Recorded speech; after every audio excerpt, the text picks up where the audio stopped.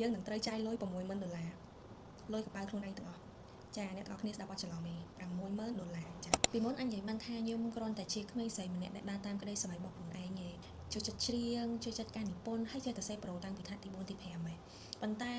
ការដែលខ្លាចខ្លួនទៅជាតារាឬក៏ជាសិល្បករអីខ្ញុំពិតជាអត់ដែរហ៊ានសម័យទេព្រោះដោយសារគ្រួសារអត់មានអ្នកគេនៅក្នុងខ្សែសិល្បៈហើយក៏មិនដឹងថាខ្លាចទៅជាសិល្បករហ្នឹងវាបែបណាដែរសូម្បីតែគេសួរថាថ្ងៃអនាគតចង់ធ្វើអីក៏ខ្ញុំកុហកខ្លួនឯងដែរឥឡូវទៅដឹងថាប្រហែលជាពេលហ្នឹងបរិបទដែលខ្ញុំរស់នៅហ្នឹងគ្រប់គ្នាមិនអាចអនុញ្ញាតឲ្យធ្វើជាខ្លួនឯងជាពិសេសយើងជាមនុស្សស្រីយើងតែងតែមានការរំពឹងទុកពីគ្រួសារពីម៉ាក់ប៉ាពីបងប្អូនមិត្តភក្តិជុំវិញខ្លួនថាយើងត្រូវតែធ្វើជាអ្នកនេះយើងត្រូវធ្វើជាអ្នកនោះយើងជាគំរូចេះគំរូចោះជាពិសេសដូចកូនស្រីបងអីដូចខ្ញុំជាកូនស្រីបង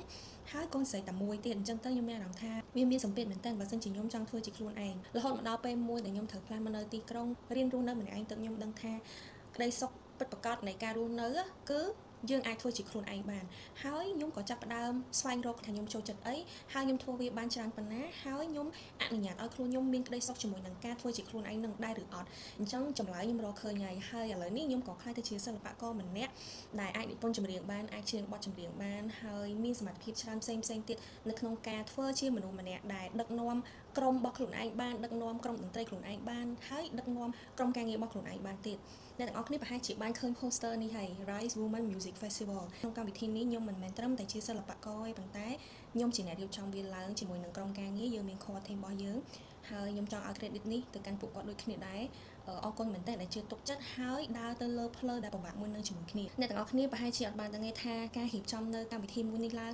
ងពួកខ្ញុំត្រូវចាយលុយកប៉ាល់ខ្លួនឯងប៉ុណ្ណាយើងនឹងត្រូវចាយលុយ$60000លុយកប៉ាល់ខ្លួនឯងទាំងអស់ចាអ្នកទាំងអស់គ្នាស្ដាប់អត់ច្រឡំទេ$60000ចាវាមានឆន្ទៈនិងគោលដៅច្រើនមែនទែននៅក្នុងការរៀបចំ Music Festival នេះឡើងកម្មវិធីដែលអ្នកទាំងអស់គ្នាឃើញនេះវា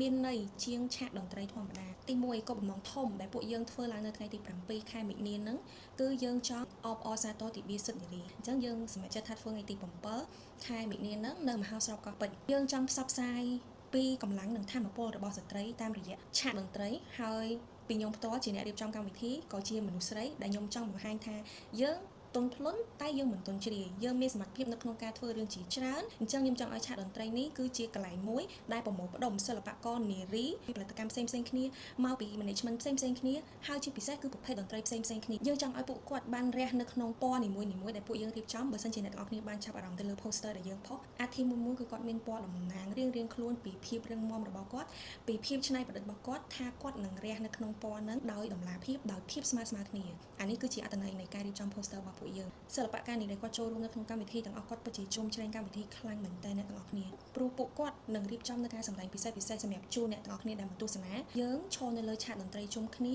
ប្រើសំឡេងជាមនុស្សស្រីដើម្បីផ្សព្វផ្សាយតន្ត្រីរបស់ពួកយើងចំណេះជំនាញរបស់ពួកយើងសមត្ថភាពរបស់ពួកយើងនិងភាពច្នៃប្រឌិតរបស់ពួកយើងតាមរយៈតន្ត្រីអានេះគឺជាខ្លឹមសារមួយដែលខ្ញុំតែងតែផ្សារភ្ជាប់គ្រប់ពេលដែលខ្ញុំនិយាយរឿងហ្នឹងទៅកាន់ពួក